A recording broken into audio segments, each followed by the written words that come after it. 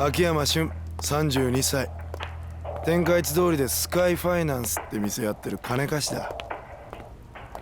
神室町の駆け込み寺って言われててな。他の店で融資を断られたようなやつにまで金を貸し付けてる。The Yakuza series has seen a surge of popularity here in recent years, and thanks to some remakes and much timelier localizations, it's been much easier for newcomers to hop in on the PlayStation 4 and see what all the fuss is about. But there were always a few key pieces of the story missing, namely Yakuza 3, 4, and 5, all locked to the PlayStation 3. That changes today though, as with the digital release of Yakuza 5 Remastered and the physical release of all 3 on 2 separate discs, each entry in Kiryu's story is now available from start to finish on one console. Well, as long as you don't count the odd spin-off. It begs some questions though. Just how well made are these remasters?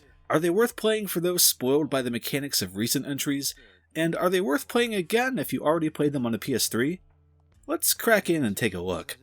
In case you're unaware, the Yakuza series follows ex-Yakuza chairman Kiryu Kazuma as he continually gets sucked back into the affairs of the clan he left behind. Its core loop is being a 3D brawler in between segments of heavily engrossing story, endearing or hilarious side quests, and more minigames than you can shake a stick at. A lot of the charm comes from its grizzled men with hearts of gold, beating compassion into those who have been turned astray, backed up with plenty of saccharine moments that rarely, if ever, become cynical. The games are as weird as they are sincere. It's often been called a Japanese Grand Theft Auto, but that only does a disservice to the series and what it's managed to accomplish over its years of constant iteration. And that iteration is showcased quite clearly here.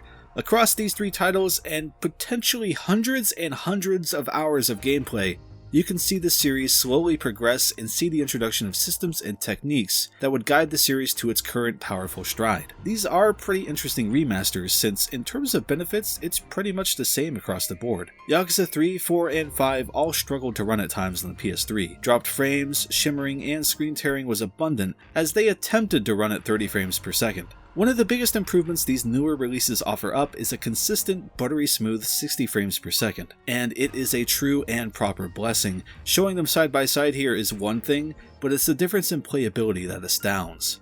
Combat in the original versions just feels janky and improper after being spoiled by these remasters. It's cliche to say, but they just play like a dream now. The bump in visual clarity helps too. The PS4 versions now run at 1080p and don't have the fuzzy visual output you can see here. I'd be lying if I said these games have aged wonderfully visually.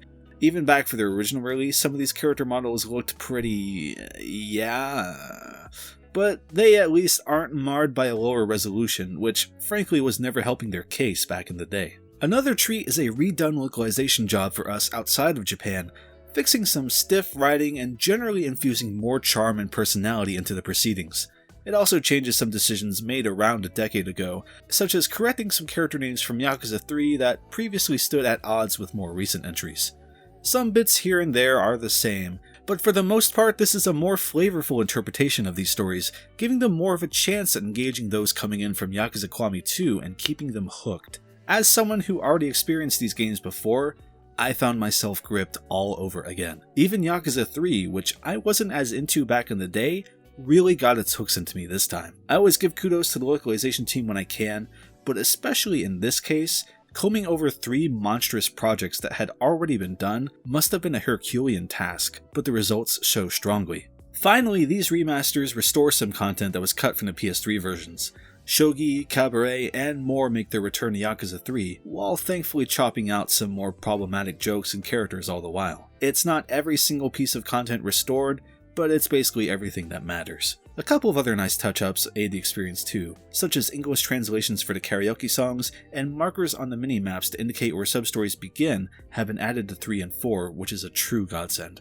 So from a remastering standpoint, these are easily the definitive ways to experience these games in English.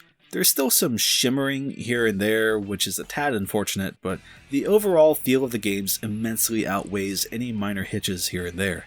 I was having a fantastic time, but I'd like to take some time to talk about each game in a much less focused way. I won't go too in-depth, but if you'd like to see me delve into each game individually in their own videos, let me know in the comments and we'll see what happens.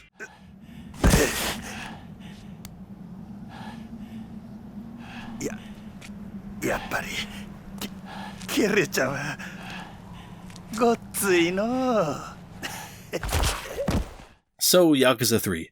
As more time has passed, this has become more and more of an interesting game when trying to recommend the series to people. It's sort of the beach episode of the series, taking place in Okinawa and focusing a lot more on a personal struggle tied to Kiryu, as opposed to Kiryu being roped into a larger conflict and being given an external reason to care.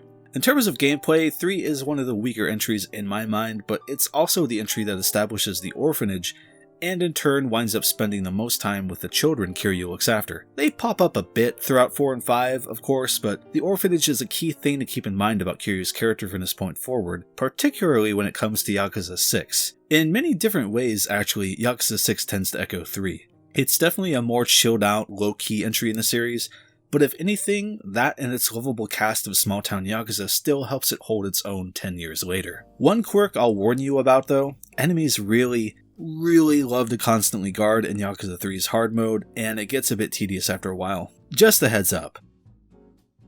Yakuza 4 was my personal entry point to the series and is what made me fall in love with it. In a first for the series, you play as someone other than Kiryu. Akiyama, Saejima, and Tanimura, who in particular is rocking a new performance, round things out.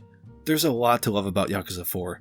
It's the first and only main entry to let you explore above and below the series' city, Kamurocho. It's also pretty packed with content. When I got the Platinum Trophy on PS3, I spent about 90 hours to get it, and that doesn't even require 100% in-game completion. Its plot resolves in a messy way, and its villains really feel half-baked when stacked against the potential they could have had, but the journey to that resolution is still a lot of fun. Yakuza 4 is an important game to me, and being able to fall in love with it all over again was an absolute delight. It's still one of my favorite entries thanks to the charm of its cast.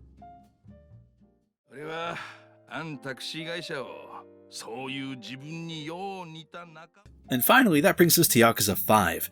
It's a release we waited 3 years for after Japan back on PS3, and now for the first time it will be available on a disc for us. The physical version even gives die-hard fans a way to wrap up their boxed PS3 collection. Much appreciated, Sega. It's really dumb that this exists, but it's exactly the kind of dumb that I love. This entry finally lets us play as Haruka in a rhythm gameplay style that I can't wait to see how new players react to, and offers up to 5 different cities to explore with a total of 5 characters. All of this leads to a plot that's even messier than Yakuza 4's, and definitely feels more contrived and almost too saccharine at times. But Yakuza 5's strength is in its sheer amount of content. Even 8 years later, it still has the most amount of things to do by a wide margin. I know some people that put over 170 hours in trying to get the Platinum Trophy in this title. It's very easy to call some of it bloat, but if Yakuza 5 happens to capture you, it alone could justify the price tag of this collection, let alone the inclusion of 3 and 4. 5 is a pretty middle-of-the-road entry for me personally, if only because of its story, but digging in again to everything it has to offer was very exciting. So that's the Yakuza Remastered Collection. Viewed as a collective package, it's fantastic. Each entry has their own ups and downs that carry over from their original game design, but brought together and offered as one release, they balance each other out to a wonderful release filled to the brim with quirky scenarios and plot twist after plot twist.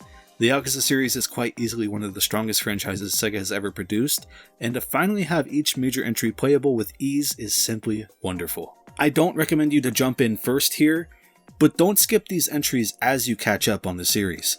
Take your time, really explore each entry, and don't rush yourself and burn out just to get to the end.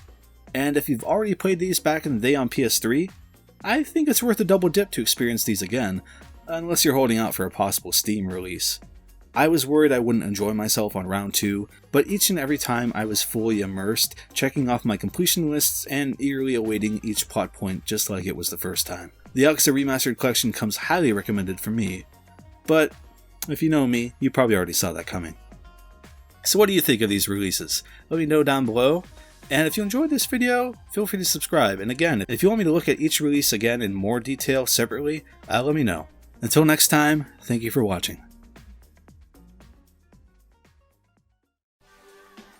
If you'd like to see your name next to these very fine folk, please consider stopping by the Patreon. Thank you.